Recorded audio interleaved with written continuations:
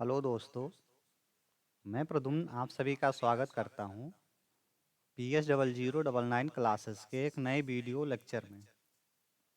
आज के video lecture में हम लोग देखने वाले हैं डीएलएड सेकेंड सेमेस्टर में इंग्लिश के मॉडल पेपर को, जो कि हमारा होगा 2019 का। पिछले वीडियोज में हम लोगों ने इंग्लिश के मॉडल पेपर सोल्यूशन में 2016 और 17 के मॉडल पेपर सोल्यूशन को कर लिया था। आज हम लोग सी के आगे देखने वाले हैं मॉडल पेपर सॉल्यूशन 2019। तो चलिए शुरू करते हैं। देखिए, इसके लिए आपको एग्ज़ाम में 1 घंटे के समय मिलता है। एग्ज़ाम टाइम में आपको 1 घंटे का समय मिलेगा, जिसके लिए आपको 25 नंबर मिलेंगे, यानी 25 का इसका पूर्णांक होगा। समय 1 घंटा। ये प्रश्न पत्र जो आपका है, ये सप्तम प्रश्न पत्र है इंग्लिश का। चलिए शुरू करते हैं। क्वेश्चन नंबर फर्स्ट हमारा, जो कि आपका ऑब्जेक्टिव टाइप क्वेश्चन है। क्वेश्चन नंबर 1 है, a language can be acquire through, यानी भाषा को हम लोग सीख सकते हैं किसके थ्रू, किसके माध्यम से भाषा हम लोग सीख सकते हैं। ऑप्शन दिया गया है एक्सपोजर, मोटिवेशन, फिर है रिपीटेशन, ऑल ऑफ एबव। देखिए, जब भी लैंग्वेज एक्वायर की बात होती है, एक्वायर का मतलब होता है अर्जन। एक्वायर का मतलब होता है अर्जन होता है। एक्वायर का मतलब अर्जन, यानी कि आप भाषा को अपने इन्वायरमेंट से क्या करते हैं, सीखते हैं। उसके लिए क्या जरूरी होना चाहिए, तो एक्सपोजर भी उसके लिए ज़रूरी होना चाहिए, मोटिवेशन भी होना चाहिए और रिपीटेशन भी होना चाहिए। तो इसका राइट आंसर जो हो जाएगा option number D, all of the above. Question number second है, what are the two productive skill, यानी दो प्रोडक्टिव स्किल क्या हैं। देखिए, लैंग्वेज लर्निंग के जो टोटल स्किल होते हैं, टोटल स्किल होते हैं 4। लैंग्वेज लर्निंग के स्किल की बात करें तो टोटल होते हैं 4 स्किल, जिनमें से आपका है L, S, R, W. Language learning के 4 स्किल, जहाँ यल का मतलब होता है, जहाँ यल का मतलब आपका है लिसनिंग। यल का मतलब होता है लिसनिंग। यस से होता है स्पीकिंग। यस से होता है स्पीकिंग। आर से होता है राइटिंग। आर से होता है रीडिंग। आर से होगा रीडिंग। और डब्लू से होता है राइटिंग। डब्लू से होता है राइटिंग। कभी कभी इससे आपको एग्जाम में पूछता है कि इसका जो है, जो लैंग्वेज लर्निंग के स्किल होते हैं, उसका क्रम क्या है, यानी उसका सीक्वेंस क्या है। तो इसका सीक्वेंस यही है, यल, एस, आर, डब्लू। अब इसमें पूछा आपको प्रोडक्टिव स्किल, तो ये जो 4 स्किल हैं, इसको फिर 2 कैटेगरी में डिवाइड किया जाता है, जिनमें से पहला प्रोडक्टिव स्किल होता है और दूसरा जो होता है वो आपका रिसेप्टिव स्किल होता है। प्रोडक्टिव स्किल मतलब ऐसा स्किल जो क्या होता है, जो आप दूसरे को दिखा सकते हो या उससे आप किसी दूसरे को सूचित कर सकते हो। तो आपका होता है वो, एक स्पीकिंग होता है और दूसरा होता है राइटिंग। और रिसेप्टिव स्किल यानी ग्रहणात्मक कौशल, तो इसमें आता है लिसनिंग और रीडिंग। तो यहाँ से पूछा प्रोडक्टिव स्किल, तो ये आपका है स्पीकिंग और राइटिंग, जो कि आपका दिया गया है ऑप्शन नंबर बी में, speaking and writing. Question number third है, the aim of teaching a second language should not be. Second language सीखने का क्या एम नहीं हो सकता, यानी इसमें से कौन सा ऐसा है ऑप्शन, जो सेकेंड लैंग्वेज जो टीचिंग है उसका जो है एम नहीं हो सकता है, उसका उद्देश्य नहीं हो सकता है। तो इसमें दिया है to read the language with comprehension. Next है to read the language with comprehension. फिर है to forget the mother tongue. फिर है to write the language correctly. तो इसमें का जो राइट आंसर है वो आपका है ऑप्शन नंबर सी, यानी कि हम लोग जब सेकंड लैंग्वेज सीखते हैं तो उसका ये नहीं होता है कि हम अपने मदर टंग को जो है वो भूल जाएं, यानी अपनी मातृभाषा को भूल जाएं। ये इसका उद्देश्य बिल्कुल नहीं होता है। सेकंड लैंग्वेज सीखने का ये उद्देश्य बिल्कुल नहीं होता है कि आप अपनी मातृभाषा को भूल जाएं। इसका राइट आंसर हो जाएगा आपका option number C. Question number 4 है, which composition provides student with free thinking, यानी इनमें से कौन सा कंपोजिशन है जो स्टूडेंट को, यानी विद्यार्थियों को फ्री थिंकिंग के लिए प्रोवाइड, यानी जो स्टूडेंट होते हैं उनको क्या करता है, फ्री थिंकिंग प्रोवाइड करता है। कौन सा इसमें दिया गया है? आपको देगा writing composition, oral composition, guided composition और फ्री कंपोजिशन। तो इसमें इसका राइट आंसर क्या होगा, गेस करेंगे आप लोग? तो देखिए इसमें ओरल कंपोजिशन मतलब आपको होता है बोलना, तो आप जब भी बोलोगे तो आप वहाँ फ्री थिंकिंग नहीं कर पाओगे। फ्री कंपोजिशन, फिर है राइटिंग कंपोजिशन और गाइडेड कंपोजिशन। तो इस प्रश्न का जो राइट आंसर है वो आपका है free composition. Free composition, free composition जो का है ये प्रोवाइड्स करता है स्टूडेंट को फ्री थिंकिंग के लिए। तो इस प्रश्न का राइट आंसर हो जाएगा आपका ऑप्शन नंबर डी। नेक्स्ट है objective of teaching poetry is, यानी टीचिंग पोइट्री का उद्देश्य क्या होता है? टीचिंग पोइट्री का उद्देश्य क्या होता है? इसमें दिया गया है इंजॉयमेंट, कॉम्प्रिहेंशन, फिर दिया गया है अप्रिसिएशन, ऑल ऑफ दीज। तो देखिए जो आपका टीचिंग होता है पोइट्री का, इसका एम आपका होता है जो इंजॉयमेंट भी होता है, कॉम्प्रिहेंशन भी होता है और अप्रिसिएशन भी होता है। यानी इस का राइट आंसर जो है option number D, all of these. Next हमारा आंसर शुरू होता है very short answer type question, जो कि हमारा है क्वेश्चन नंबर 6 से। क्वेश्चन नंबर 6 है change the following into passive voice. दिए गए सेंटेंस को पैसिव वॉइस में चेंज करना है। सेंटेंस है all his friend laugh at him, यानी उसके सभी मित्र उस पर हंसते हैं। तो इसका पैसिव वॉइस क्या होगा, चलिए बनाते हैं। तो इसमें सबसे पहले हम लोग क्या लिखते हैं, सब्जेक्ट को लिखेंगे ऑब्जेक्ट के रूप में और ऑब्जेक्ट को लिखेंगे सब्जेक्ट के रूप में बाई के साथ, बाई के साथ। तो इसको हम लोग बनाने के लिए पहले इसका हम टेंस पहचानेंगे कि इसका टेंस कौन सा है। तो all his friend laughed at him, यहाँ देखिए क्रिया का सेकंड फॉर्म है, तो ये पास्ट इंडेफिनिट हो गया। पास्ट इंडेफिनिट टेंस के पैसिव वॉइस की अगर हम लोग स्ट्रक्चर देखें तो उसमें पहले सब्जेक्ट होता है, पहले सब्जेक्ट होता है, फिर होता है वाज या वर, सब्जेक्ट के बाद वाज या वर होता है, फिर आपका होगा वर्ब का थर्ड फॉर्म, उसके बाद में बाई या उपयुक्त प्रीपोजिशन यहाँ लगा लेंगे हम लोग, उसके बाद में सब्जेक्ट को ऑब्जेक्ट के रूप में। ये इसका हो गया। चलिए हम लोग लिखते हैं, यहाँ हिम है तो हिम को सब्जेक्ट बनाएंगे तो ये आपका ही हो जाएगा। अब ही के बाद हम लोग क्या लगाएंगे, वाज या बेयर, तो ही के साथ वाज का प्रयोग होता है तो वाज लगाएंगे।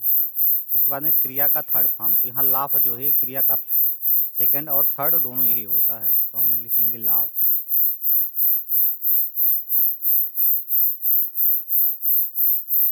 ये लाफ हो गया। अब देखिए लाफ के बाद हम लोग हमेशा, कभी कभी नहीं हमेशा, लाफ के बाद हमेशा जो प्रीपोजिशन के रूप में ऐड का प्रयोग होता है, लाफ के बाद ऐड का प्रयोग हमेशा होता है, तो हम लोग यहाँ लिखेंगे ऐट। ऐट बाई यहाँ ऑलरेडी लिखा गया है all his friend, all his friend, ये आपका बनेगा। यहाँ बाय लिखना जरूरी नहीं है, यहाँ आप बाय को रिमूव कर लेंगे, ये सेंटेंस आपका बिल्कुल सही हो जाएगा। क्योंकि कुछ क्रियाएं ऐसी होती हैं जिनको जो हम पैसिव वॉइस में चेंज करते हैं तो उनके बाद बाय का प्रयोग नहीं ऐड का प्रयोग करते हैं, उनके बाद बाय का नहीं ऐड का प्रयोग करते हैं। और कौन कौन से ऐसे शब्द हैं जिनके बाद हम लोग करेंगे, तो वे शब्द हैं आपके disappointed, displeased, distressed, astonished, surprised, फिल्लाव, अलार्म, ये इतने शब्द हैं जिनके बाद बाई नहीं ऐड का प्रयोग होता है। डिसअपॉइंटेड है, डिसप्लीज्ड है, डिस्ट्रेस्ड, एस्टोनिश्ड, सरप्राइज, लाफ और अलार्म, इनके बाद जो है ये बाय का प्रयोग नहीं, हम लोग ऐड का प्रयोग हमेशा करेंगे। जैसे कि यहाँ लिखा गया है इज मिजरेबल कंडीशन डिसप्लीज्ड मी। अब इसका जब हम लोग बनाएंगे पहले ऑब्जेक्ट को सब्जेक्ट में लिखेंगे यानी आई, उसके बाद में फिर क्या करेंगे, इसको चेंज करेंगे। तो आई हो गया। अब यहाँ देखिए ये आपका सेकंड फॉर्म में दिया गया यानी पास्ट में है, तो इसको हम लोग वॉच कर लेंगे। आई वाज क्रिया का third form, disappointed, disappointed at, उसके बाद में इसको हम लोग लिख लेंगे इज मिजरेबल कंडीशन, यहाँ बाय का प्रयोग नहीं करेंगे। दूसरा आपका है योर फेल्योर डिस्ट्रेस्ड मी, तो यहाँ भी हम लोग लेंगे आई वाज डिस्ट्रेस्ड, उसके बाद में एट, यहाँ योर फेल्योर यहाँ लिख लेंगे हम लोग distressed at your failure.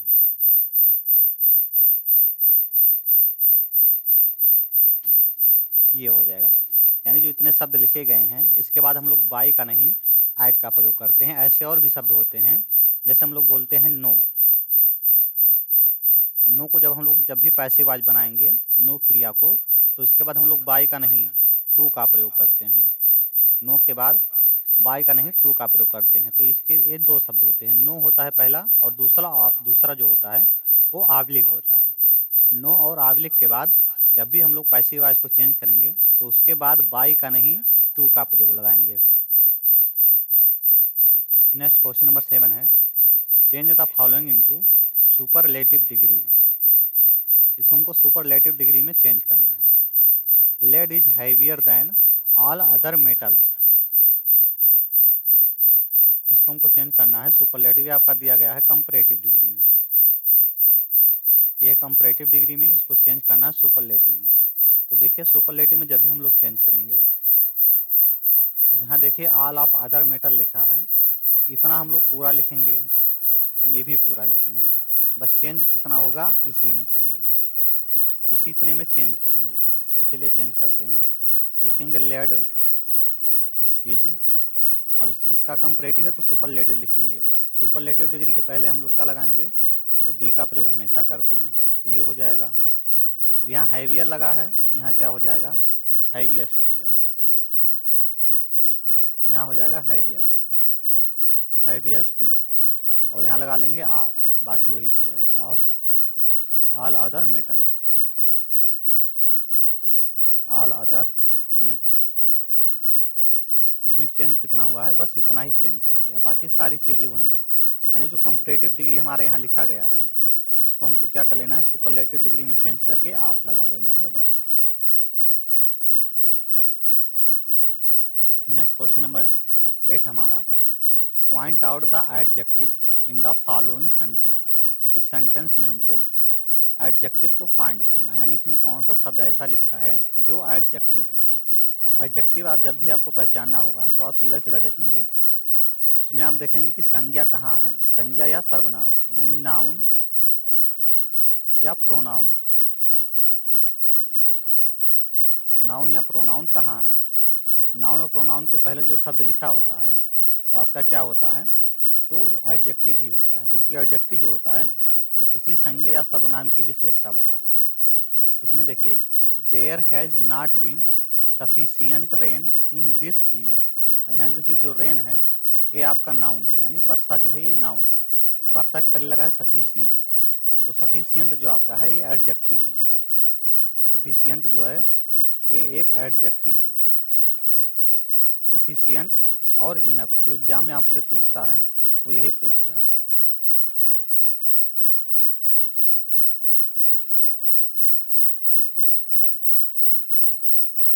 Exam में आपसे ज़्यादातर यही दो पूछता है, इनफ और सफिशियंट दे देगा सेंटेंस में और पूछेगा आपको कि इसमें एडजेक्टिव को बताइए।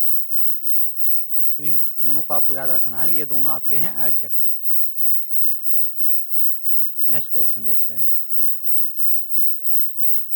क्वेश्चन नंबर 9 है right one word for the following expression. यानी जो दिया गया एक्सप्रेशन है इसके लिए हमको क्या करना है, एक वर्ड लिखना है। दिया गया है one who knows many languages, जो बहुत सारी भाषाओं को जानता है उसको क्या बोलते हैं। बहुत सारी भाषाओं को जो जानता है उसको हम लोग क्या बोलेंगे, तो एक ऐसा व्यक्ति जो बहुत सारी भाषाओं को जानता है उसको हम लोग बोलते हैं एपोलॉजी, सॉरी एपोलॉजी नहीं, एपोलोगाट बोलते हैं, एपोलीगाट उसको बोलते हैं, एपोलीगाट या लिंग्विस्टिक उसको बोलते हैं। ये पॉलीगॉट लिखें या आप लोग लिंग्विस्टिक लिखें, यानी दोनों में से आप कोई भी लिख सकते हैं। One who knows many language, उसको हम लोग बोलते हैं ए पॉलीगॉट और linguistic. Next question, question number 10 दिया गया है, कंप्लीट द फॉलोइंग सेंटेंस, दिए गए सेंटेंस को पूरा करना है। I will see U dot dot इतना पीएम। तो देखिए समय के पहले हम लोग, समय के पहले अगर किसी प्रीपोजिशन का प्रयोग करते हैं तो ऐड का प्रयोग हम लोग करते हैं। समय के पहले ऐड प्रीपोजिशन का प्रयोग करेंगे तो यहाँ जो फिल होगा वो आपका फिल होगा ऐड का, यानी यहाँ हम लोग ऐड फिल करेंगे। नेक्स्ट क्वेश्चन, क्वेश्चन नंबर 11 है, change the following into past perfect tense, यानी जो दिया गया सेंटेंस है इसको पास्ट परफेक्ट टेंस में हमको चेंज करना है। ये आपका दिया गया है you were speaking to someone, ये आपका है पास्ट कंटिन्यूअस टेंस में, और इसको चेंज करना है परफेक्ट में। तो बस इसमें अगर हम परफेक्ट में चेंज करेंगे तो बस हमको इतना करना होता है, इसमें हैड के साथ क्या कर लेना है, वर्ब का थर्ड फॉर्म कर लेना है, बस इतना ही हमको चेंज करना है। तो हम लोग लिख लेंगे यू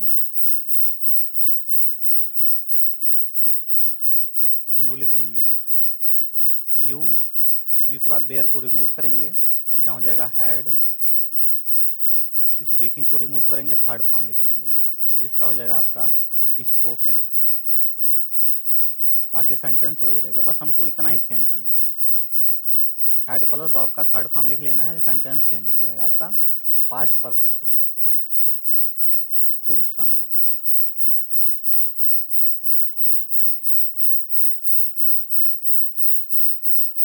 नेक्स्ट क्वेश्चन की तरफ मूव करते हैं। यहाँ से हमारा स्टार्ट होता है यहाँ से हमारा स्टार्ट होता है short answer type question, very short खत्म होता है और यहाँ से स्टार्ट होता है शॉर्ट आंसर टाइप क्वेश्चन, जो कि शुरू होता है प्रश्न नंबर 12 से।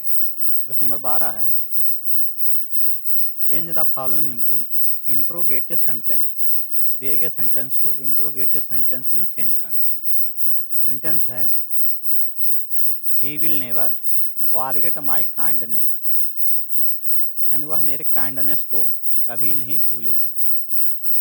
तो जब भी हम इंट्रोगेटिव में चेंज करते हैं तो हम लोग क्या करते हैं, जो हेल्पिंग वर्ब होता है उसको हम लोग सबसे पहले लिख लेते हैं, यानी कि सबसे पहले क्या होता है, तो हेल्पिंग वर्ब होता है, फिर होता है उसका सब्जेक्ट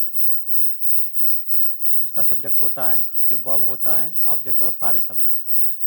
तो इसको हम लोग चेंज करेंगे तो पहले क्या लिखेंगे, पहले विल को लिख लेंगे, विल को लिखने के बाद में सारी चीज़ों को वैसे लिख देंगे। ये डायरेक्ट इंट्रोगेटिव बनाने का तरीका है, जो हेल्पिंग वर्ब होता है उसको पहले लिखकर बाकी सारी चीज़ों को सेम हम लोग लिख लेंगे। तो विल ही नेवर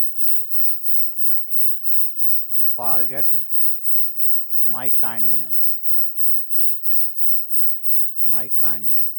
ये तो आपको हो गया नॉर्मली इंट्रोगेटिव। लेकिन कभी कभी आपसे कहता है कि इंट्रोगेटिव में चेंज करो, लेकिन इसके मीनिंग में कोई परिवर्तन नहीं होना चाहिए। सेंटेंस में कहता है change the following into interrogative sentence without changed it meanings, यानी बिना इसके अर्थ में परिवर्तन किए चेंज करना है। तो आप वहाँ क्या करेंगे, सेम प्रोसेस यही करेंगे, जहाँ निगेटिव वाला शब्द होगा उसको इंट्रोगेटिव में चेंज कर लेंगे, जहाँ निगेटिव होगा उसको अफर्मेटिव वाले में चेंज कर लेंगे। यानी यहाँ नेवर दिया है तो हम नेवर को हटा के क्या कर लेंगे, एवर लिख लेंगे। Will he ever forget my kindness, ये हो जाएगा बिना इसका मीनिंग चेंज किए हुए इंट्रोगेटिव। ये डायरेक्टली आपसे पूछता है तो आप सीधा कर लेंगे ऐसे। नेक्स्ट क्वेश्चन की तरफ मूव करते हैं। क्वेश्चन नंबर 13 दिया गया है, करेक्ट द फॉलोइंग सेंटेंस, दिए गए सेंटेंस को करेक्ट कीजिए। सेंटेंस है be discussed about the matter yesterday, फिर आपका है John is tried in doing this work. इसमें इसका राइट आंसर क्या होगा, यानी इसको हम लोग करेक्ट करेंगे तो क्या होगा, गेस करेंगे आप लोग। चलिए देखते हैं। यहाँ देखिए डिस्कस के बाद हम लोग अबाउट का प्रयोग कभी नहीं करेंगे। डिस्कस्ड के बाद अबाउट का प्रयोग कभी नहीं होता है। तो इसका राइट क्या हो जाएगा, अबाउट को हम लोग निकाल लेंगे तो ये सेंटेंस सही हो जाएगा। यानी इसका करेक्ट क्या बनेगा, तो be discussed the matter yesterday, the matter yesterday, ये इसका करेक्ट हो जाएगा। फिर आपका है John is tried in doing this work. तो इसको हम लोग सही करेंगे तो हम लोग पहले इस वाले को लिख लेंगे बाय के साथ, यानी by doing this work, by doing this work. उसके बाद अब लिखेंगे इसको जॉन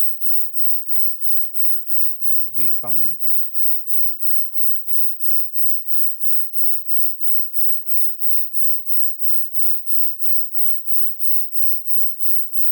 जॉन वीकम जॉन वीकम ट्राइड।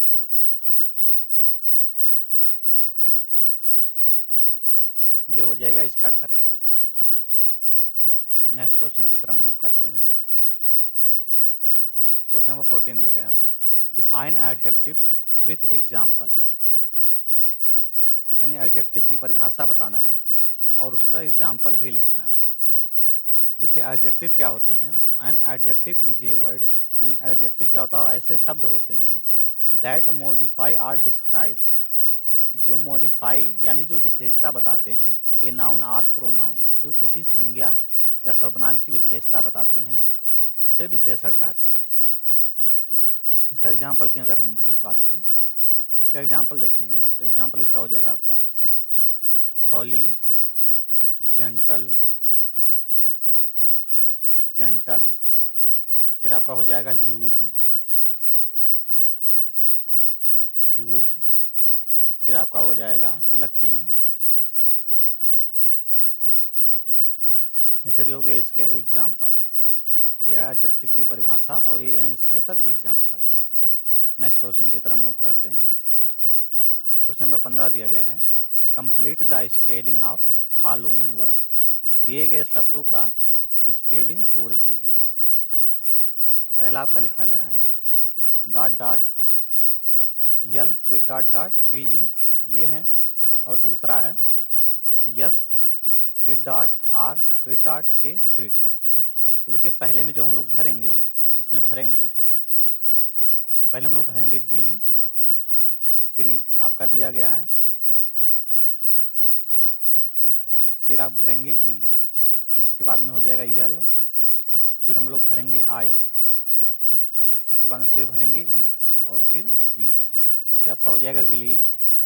यहाँ जो भरेंगे दूसरे में, तो इसमें भरेंगे पहला आपका दिया गया है यस, फिर हम लोग फिल करेंगे टी, फिर आर दिया गया है, फिर फिल करेंगे आई, फिर के दिया हुआ है, फिर फिल करेंगे ई। स्ट्राइक और बिलीव, ये इसका का कंप्लीट स्पेलिंग हो गया।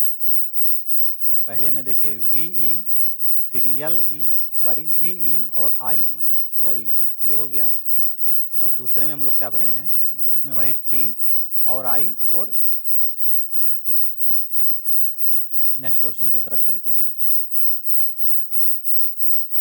क्वेश्चन नंबर 15 है, write a letter to your friend inviting him to attend our sister marriage. यानी अपने मित्र के पास आपको एक पत्र लिखना है जिसमें उसे अपनी बहन के शादी में आमंत्रित करने के लिए लिखना है।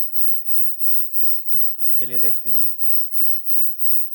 देखिए जब भी हम लोग लेटर लिखते हैं तो उसको हम लोग इधर से लिखते हैं, एप्लीकेशन को इस साइड से लिखते हैं और लेटर को इस साइड से लिखते हैं। तो यहाँ एड्रेस लिखेंगे, सिटी और डेट। इतना लिखने के बाद में फिर आप यहाँ लिखेंगे माय डियर राधा, जो भी आपको लिखना होगा, जो भी आपके फ्रेंड का नाम होगा यहाँ लिखेंगे। I am fine and hope you same from you, यानी मैं ठीक हूँ और मैं ये उम्मीद करता हूँ कि आप भी मेरी तरह ठीक होंगे।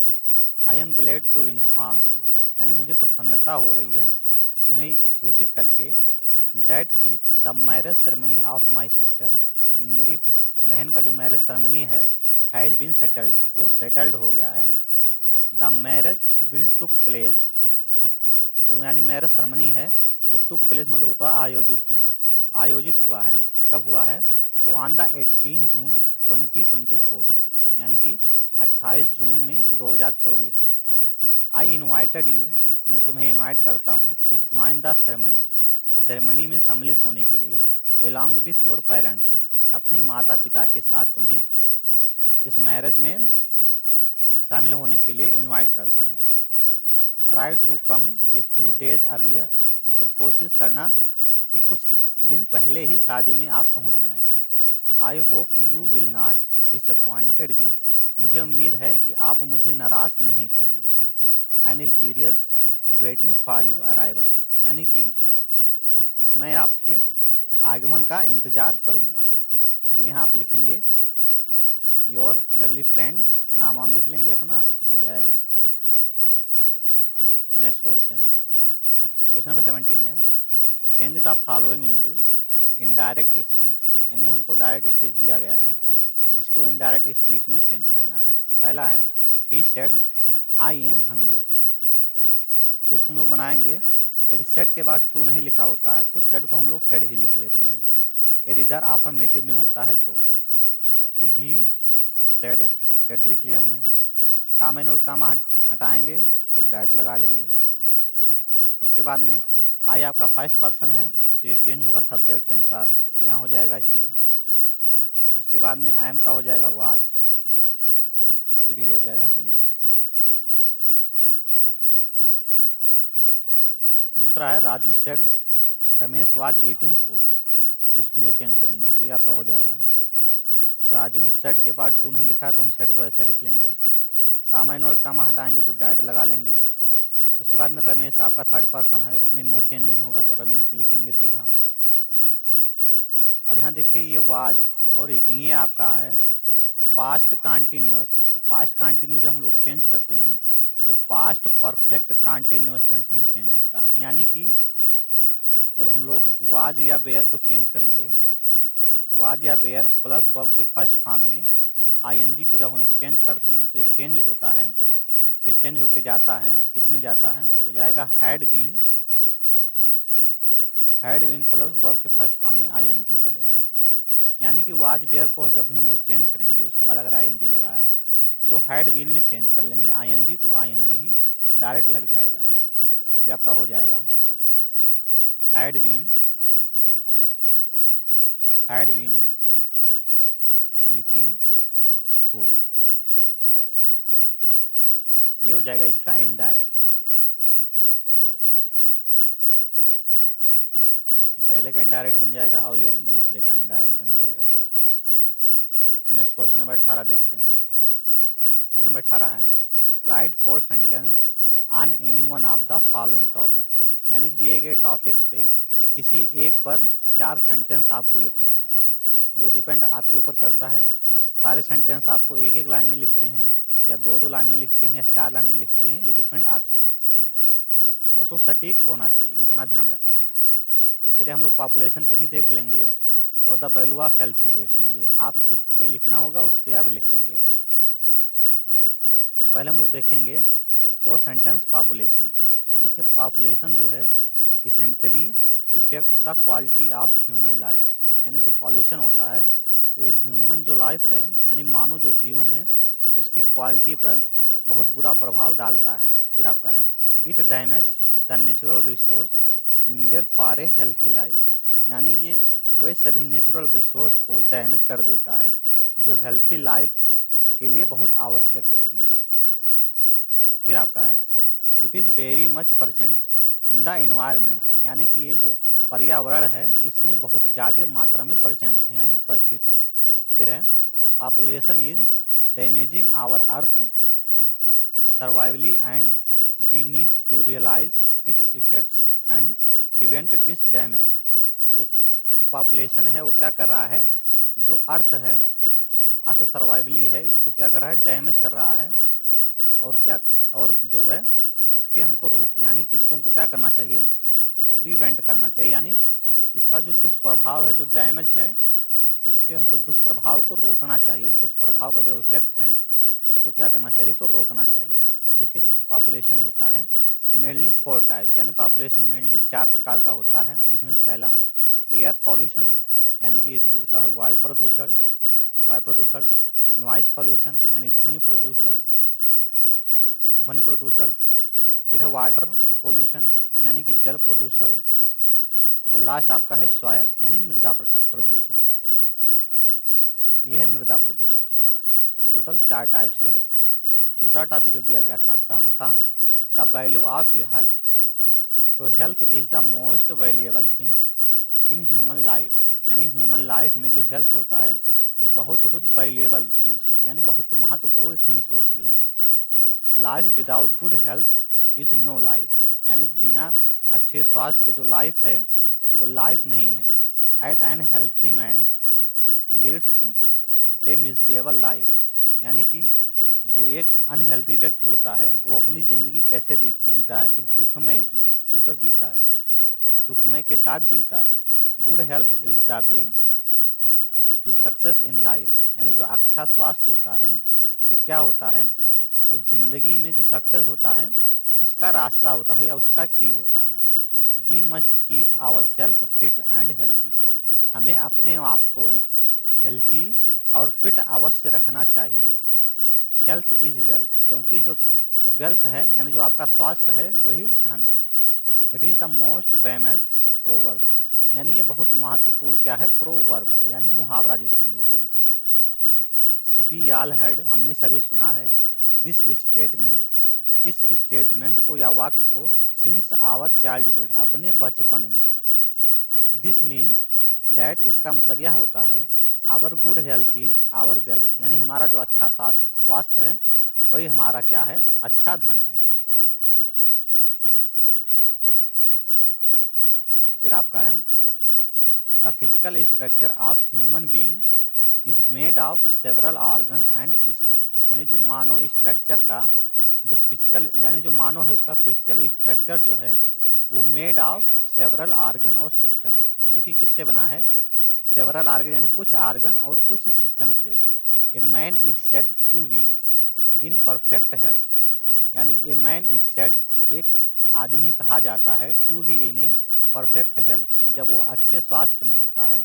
As long as these organ and system function smoothly, यानी एक अच्छा व्यक्ति उसी को कहते हैं जिसके जो आर्गन हैं और जो सिस्टम है उसके फंक्शन जो हैं वो स्मूथली काम कर रहे हों, वही बोलता है, वही कहलाता है एक अच्छा या स्वस्थ व्यक्ति। तो आज की वीडियो हमारी यहीं समाप्त होती है। अगर हमारी वीडियो आपको पसंद आई हो तो चैनल को सब्सक्राइब करें और अपने दोस्तों के साथ शेयर करें। यदि आप क्लास का PDF नोट चाहते हैं तो आप हमारे चैनल PS0099 क्लासेस, यानी टेलीग्राम चैनल PS0099 क्लासेस, वहाँ से जाके क्लास का पूरा PDF नोट जो है वो आप प्राप्त कर सकते हैं। हमने इस चैनल पर सारे सब्जेक्ट के मॉडल पेपर सोल्यूशन में 2016 से लेकर के और 2023 तक के मॉडल पेपर सोल्यूशन की सीरीज चला रहे हैं, जिनमें से हम लोगों ने 2016 का जो मॉडल पेपर सीरीज है सारे सब्जेक्ट का कवर कर लिया है। अब हम लोग 17 का देखेंगे, 18, 19, 20 ऐसे ऐसे करके सारे का देखेंगे। तो आज के लिए इतना ही, मिलते हैं नेक्स्ट वीडियो में, तब तक के लिए जय हिंद।